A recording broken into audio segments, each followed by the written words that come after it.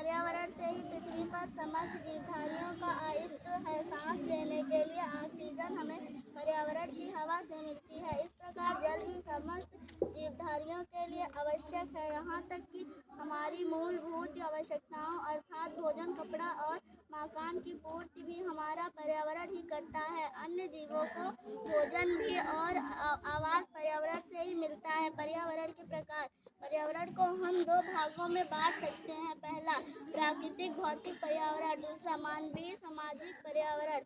प्राकृतिक पर्यावरण, इसके अंतर्गत पर्यावरण का वह हिस्सा आता है जो प्रकृति हमें प्रदान करती है, जैसे दाल, हवा, मिट्टी, पेड़ पौधे, जीव जंतु, सूर्य, नदी, पहाड़ आदि। इनको हम स्वयं नहीं बना सकते हैं। प्राकृतिक पर्यावरण को हम पुनः दो भागों में बांट सकते हैं। पहला जैविक पर्यावरण, इसके अंतर्गत सभी प्रकार के जीव जंतु, मनुष्य और पेड़ पौधे आदि हैं। दूसरा अजैविक पर्यावरण, जल और वायु से मिलकर बना सकते हैं। इसके निम्न तीन रूप हैं। स्थलमंडल, पृथ्वी की सतह के ठोस भाग को स्थलमंडल अथवा भूमंडल कहते हैं। इसके अंतर्गत पर्वत, पठार, रेगिस्तान, मैदान आदि आते हैं। जलमंडल, पृथ्वी के जल वाले सभी भागों को सम्मिलित रूप से जलमंडल कहते हैं। पृथ्वी का 3/4 भाग जल से घिरा है। इसके अंतर्गत महासागर, नदी, तालाब, झील, नहर, नीले आदि आते हैं।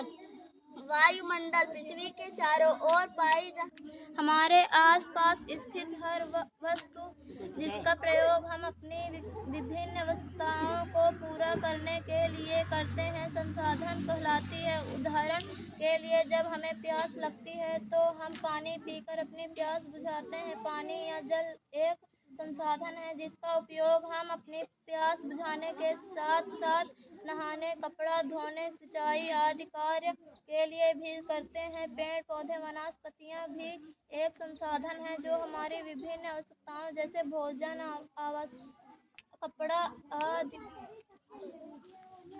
मनुष्य एवं अन्य जीवों के दैनिक क्रियाकलापों के फलस्वरूप निकालने वाले अनुपयोगी पदार्थ अपशिष्ट पदार्थ कहलाते हैं। इस प्रकार अपशिष्ट वे पदार्थ एवं वस्तु होते हैं जिनकी हमें आवश्यकता नहीं होती तथा जिनको हम फेंक देते हैं। साधारण बोलचाल की भाषा में हमें इसे कचरा कहते हैं। घर, ऑफिस, कारखानों, अस्पतालों, यातायात के साधनों, खेत खलिहानों, परमाणु केंद्रों से तरह तरह के अपशिष्ट पदार्थ निकलते रहते हैं।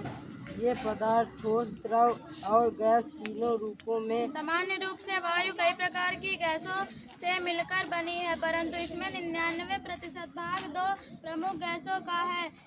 इनमें से एक है नाइट्रोजन 78% तथा दूसरी है ऑक्सीजन 21% से 1% में argon, carbon dioxide, hydrogen, helium, ozone आदि सम्मिलित हैं। चित्र 5.1 को देखिए। आप जानते हैं कि हम सब ऑक्सीजन के बिना सांस नहीं ले सकते।